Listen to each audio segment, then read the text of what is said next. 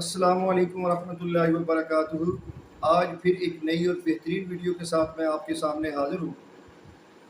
پیارے نبی علیہ الصلوۃ والسلام کے پاس ایک صحابی آئے، آ کے عرض کرتے ہیں حضور میرا بیٹا دشمنوں کی قید میں ہے، آقا جی کوئی رہنمائی فرمائے۔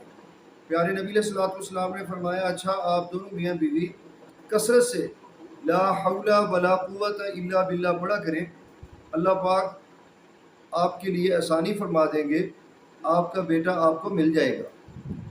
چند دن گزرے، صحابی رسول اللہ صلی اللہ علیہ وآلہ وسلم کے پاس پھر آئے، آ کے عرض کرتے ہیں حضور ہمارا بیٹا دشمنوں کی قید سے آزاد ہو گیا ہے، وہاں سے آ گیا۔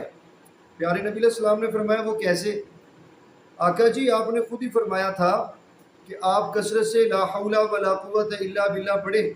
ہم دونوں میاں بیوی نے کثرت سے وہ وظیفہ پڑھتے رہے، یہ کلمات پڑھتے رہے، تو ہمارا بیٹا ہمارے پاس واپس پہنچ چکا ہے۔ نبی علیہ السلام بڑے خوش ہو گئے، تو وہ صحابی رسول عرض کرتے ہیں حضور ہم ایک مسئلہ پوچھنے آئے ہیں کہ ہمارا بیٹا جب دشمنوں کی قید سے نکلا ہے نا، تو وہاں ان کے کچھ اونٹ، ان کے کچھ جانور بھی ساتھ لے کے آیا ہے۔ آقا علیہ الصلوۃ والسلام جی یا رسول اللہ صلی اللہ علیہ وآلہ وسلم ہمیں یہ پوچھنا ہے کہ جو وہ جانور لے کے آیا کیا ہمارے لیے وہ جائز ہے؟ کیا ہم ان سے کوئی نفع لے سکتے ہیں، ان سے کوئی فائدہ لے سکتے ہیں؟ پیارے نبی علیہ الصلوۃ والسلام نے فرمایا آپ کا بیٹا جو کفار سے، جو دشمنوں سے لے کے آیا ہے وہ آپ کے لیے مال غنیمت ہے، آپ اس سے نفع لے سکتے ہیں، آپ اس سے فائدہ لے سکتے ہیں۔ تو میرے سننے والوں، دیکھنے والوں، آپ کے لیے پیغام ہے، اگر آپ کی کوئی چیز گم ہو جائے، اگر آپ کسی مصیبت میں آ جائیں، کسی پریشانی میں آ جائیں، کثرت سے پڑھا کریں لا حول ولا قوت الا باللہ، لا حول ولا قوت الا باللہ۔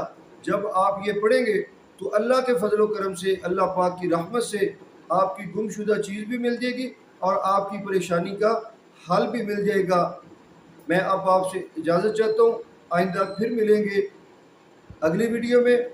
اگر آپ کو ویڈیو پسند آئی ہے لائک بھی کریں، شیئر بھی کریں اور یار سبسکرائب بھی کر دیں، کوئی مسئلہ نہیں ہے۔ انشاءاللہ اچھی ویڈیوز آپ کو ملتی رہیں گی۔ تو بہت شکریہ، جزاک اللہ، بارک اللہ۔